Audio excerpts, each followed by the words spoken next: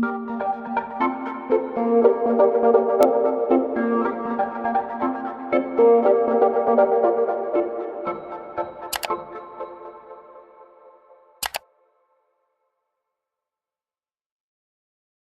umaga mga kapwa ko mag-aalaman. Nandito ulit tayo ngayon sa farm natin sa Chaong, Quezon, doon sa ating mini farm. Ito kasama ko yung aking pamangkin. Ayun, kaway Bia.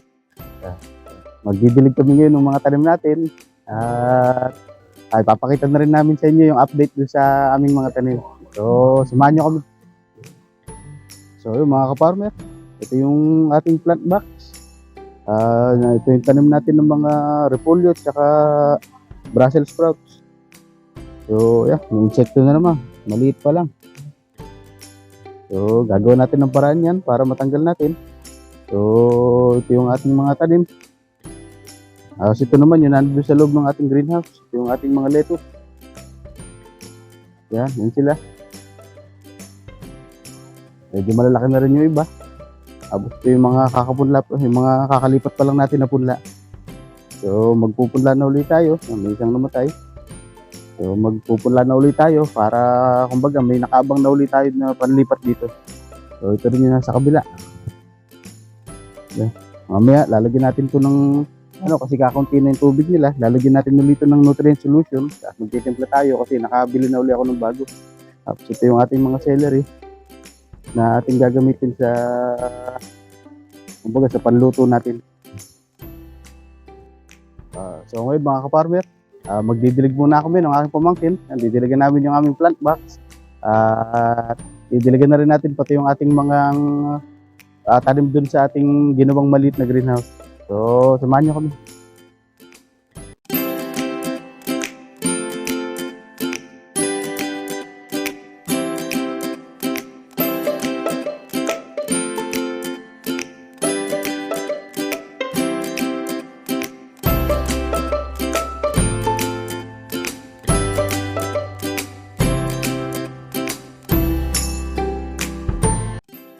Mga ka-farmer, ito yung ating maliit na farm.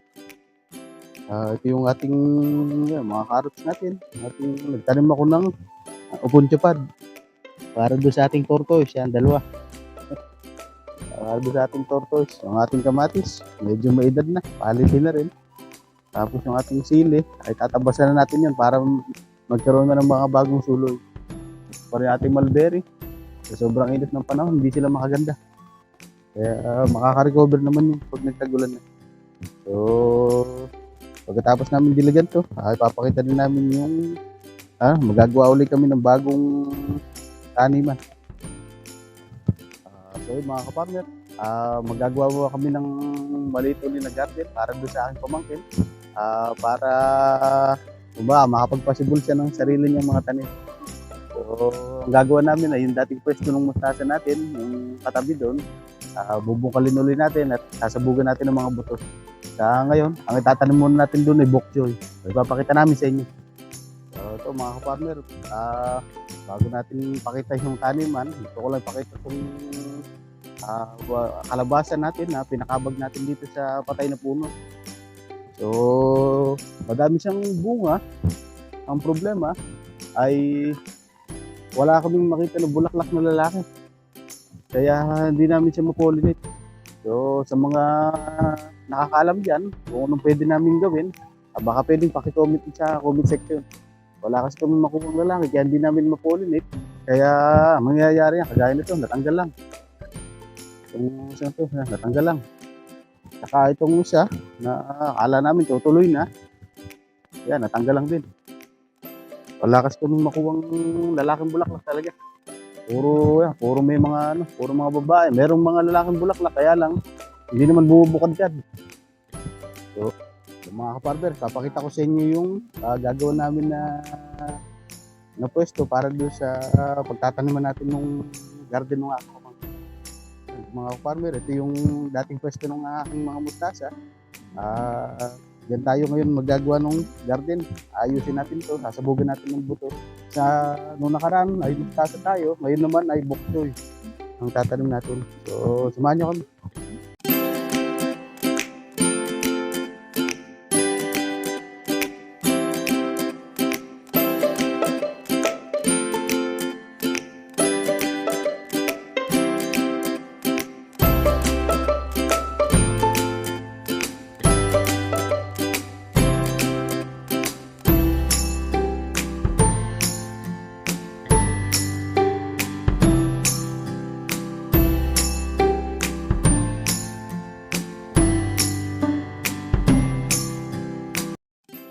So mga kaparmer, ito yung napakita ko sa inyo yung ginawa naming taniman. Sabugan namin to ng buto ng bok choy para lumaki mga bok choy dito. So ito yun mga kaparmer, yung ginawa naming taniman niya. Binabasa lang muna ng tubig para kumbaga masipsip muna ng lupa. Kasi matagal din tong kumbaga natenga, kaya medyo tuyo na ang ilalim niya. So pagkatapos nito, maya-maya lang magbubungkal na kami ng konti para mapagtaniman na natin ng ating mga bok choy. Direct seeding gagawin natin para kumbaga mabilis siyang maka-adapt sa init, kasi pag transplant ay medyo kumbaga kailangan wala munang masyadong sikat ng araw kasi matutuyo lang. So yun, tapos na naming basahin itong aming ginawang taniman. So maya-maya lang sasabugan na namin ito ng mga buto.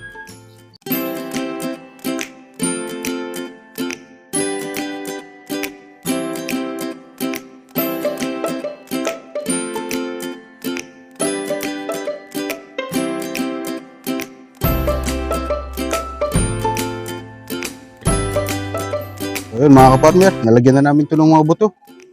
At didiligan na lang uli natin para kumbaga makasipsip na ng tubig yung mga buto para sumibol na sila. So yun yung aking pamangkin, didilig. Babasay lang namin ito para kumbaga magkaroon na ng moisture yung ating mga buto. So yun mga kapartner, nakapag-tanim na tayo ng mga bok choy. Mamayang hapon ay ayusin lang ulit natin yung kumbaga lalagyan natin ng maliit na bakod para kumbaga hindi siya mapasok ng mga manok. So ito yung aking pamangkin. Mamayang hapon babalik uli kami para madiligan ulit yung ating mga tanim. So mamaya ulit mga kaparmer, samahan nyo kami. 2,000 years later. Magandang hapon mga kaparmer. Dito ulit tayo sa farm natin. Hapon na, kaya magdidilig na ulit tayo. Yung tanim natin nasa likod. Medyo hapon na rin kasi kaya kumbaga malilom na. Perfect time na para magdilig tayo ulit para yung kumbaga yung tubig hindi agad mag-evaporate. So samahan nyo kami. So mga ka-farmer, yung ating tanim sa plant box, gagahukan natin. Yan, ginahukan ko na yung iba kanina para kumbaga magkaroon ng hangin yung ilalim. Yung kumbaga magka-airflow yung kanilang ugat para nakakahinga yung ugat. Mas mabilis kasing lumaki ang halaman kapag ginawa natin yung ganung paraan.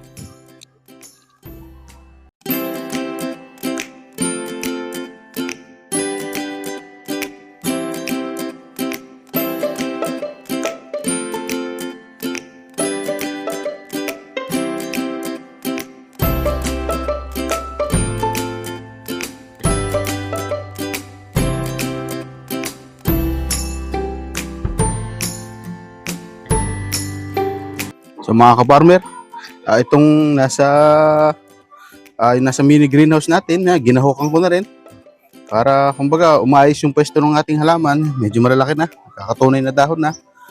Pinaltan ko na yung mga may namatay. Itong dalawa. Para kumbaga makahinga yung kanilang ugat, mas mabilis silang lumaki. So yun, nadiligan ko na rin yan, kaya tatakloban na ulit natin.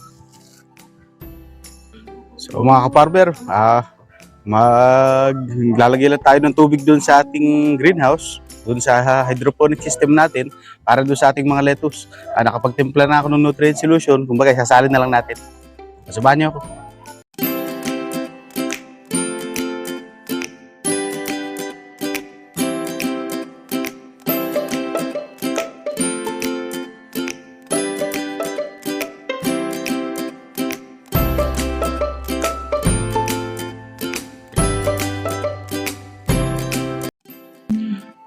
So yun mga ka-farmer, tapos na tayong magdilig ng ating mga tanim.